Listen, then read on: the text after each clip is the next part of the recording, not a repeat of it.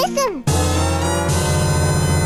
We are going to give our predictions, because now we actually have the time, as to what will be in the Nintendo Direct when it finally airs. And again, September 13th is a rumor date. We don't know that yet. It could pop up on Monday or any other date. And so I wanted to ask you guys, first of all, there was a leak.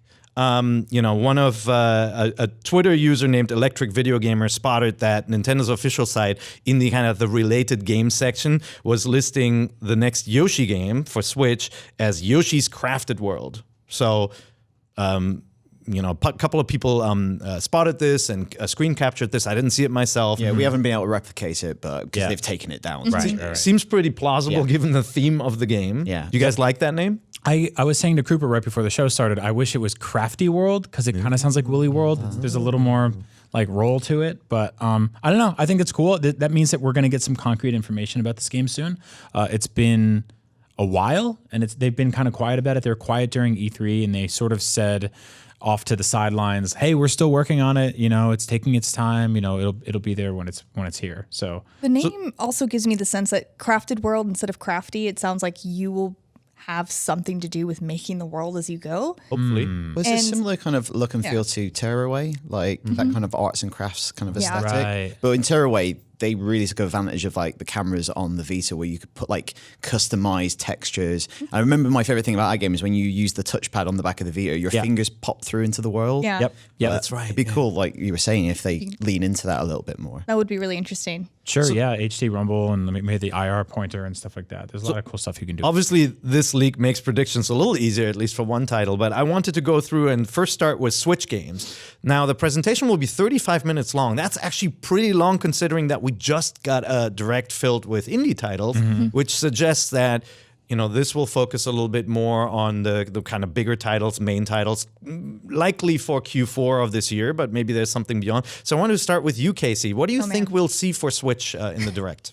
Well, so something that some people on Reddit noticed is that the Collector's Edition Smash controller, the Pro Controller, was actually moved up to a release date of September 28th on BestBuy.com. And then that was yesterday, and today it was moved back to its original December release date.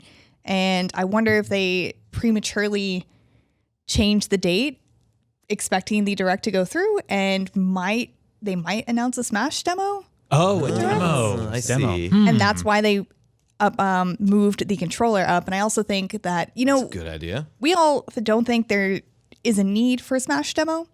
But if Smash Demo came out and you could only access it if you got the Nintendo Online services, it might. You're smart. This is good detective work. Damn, that's good.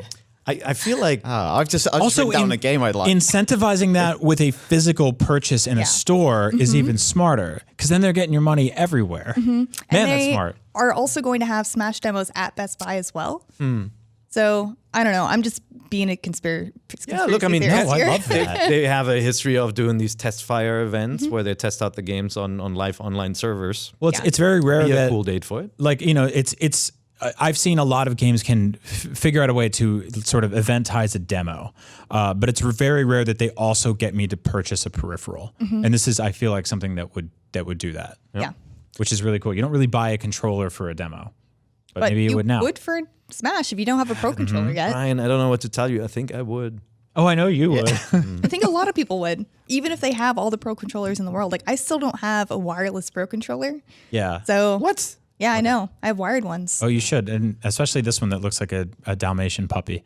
And I will keep saying that. Pear, you have like every Joy-Con ever made, but where do you stand on collecting Pro Controllers? I'm not as dedicated to that because it's not like you're theming your system on the go, but Right. I do happen to have all the Pro Controllers. It's a total coincidence. I don't collect them all, except I do collect them all. On accident. For a four-player team, I needed some for my kids, and so it was more fun to get Yeah. like the Xenoblade and the Splatoon ones. It makes more sense when you have more people at home. And Right. that way, if like somebody has like really nasty, stinky fingers, you can say, all right, the Xenoblade one is yours from now on to the end of days. I do that with my GameCube controllers. I have a white controller and no one else is allowed to use it except for Good. me. Oh, Good. That's a good any rule. parent knows if you have a white controller, it'll be a brown controller if you don't yeah. keep it to yourself. Yep. So awesome prediction. What about you, Brian? For Switch? What will we see? Can I just Can I say something that I just want to be willed into existence? Okay, will That's it into some existence? of my predictions as well. Okay, yeah. good. Because I hate doing predictions because I've never been right about one ever in the history of this job. The great thing about making predictions is people forget. That's true. And they remember the ones you get right. That is very. Oh yeah, you're. Man, you're so good. You just incite false hope in everyone. Yeah, I want a Link's Awakening remake for Nintendo Switch. So just like that, you just I just willed want that into yeah, existence. because we haven't had a Zelda in a while.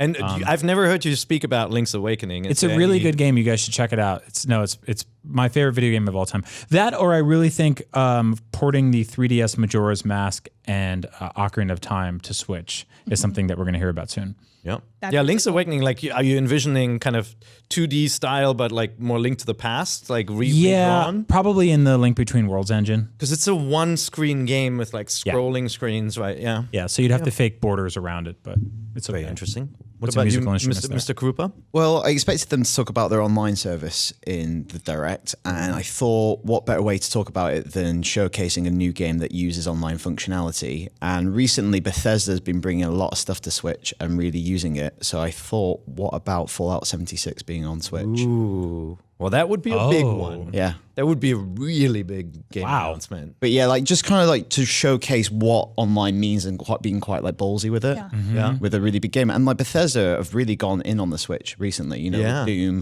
they brought Wolfenstein, obviously Skyrim. What about I wonder Elder if they Scrolls just- Online? Yeah. That would also work. Just something like that from a third party to Yeah. really like showcase what they're like. It's taken a long time to get an online system up and running on Switch, but don't worry. What a great statement to say the new next big online Right. game is going to be there right away. Oh would man, that would be- be huge. That would be awesome.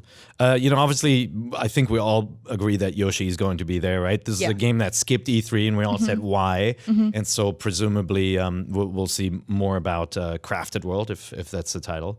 I think we will see Bayonetta 3. I feel like Also skipped E3. also skipped E3. We haven't heard anything from that team in a while. Obviously, we saw the remakes hit, but presumably they didn't keep the team busy the entire time. It's an announced title. And then, there are a couple of titles that were rumored that fell by the wayside that we haven't seen yet. And I was looking sharp at Gamescom to see if they had the Switch version at their booth, but they didn't. For City Skylines. City Skylines is like a SimCity type game, and that one is in the works, but we haven't seen it yet. So I think they'll show some of these third-party titles. There was a rumor around Tomb Raider coming to the platform, which to me always sounded like, wow, that must be a lot of work to get that game to run on the machine. But I think they will pepper a big first-party announcement or second-party announcement into the Direct. I think we'll finally see Metroid Prime Trilogy as a collection releasing this year to bridge the gap to next year's Metroid Prime 4.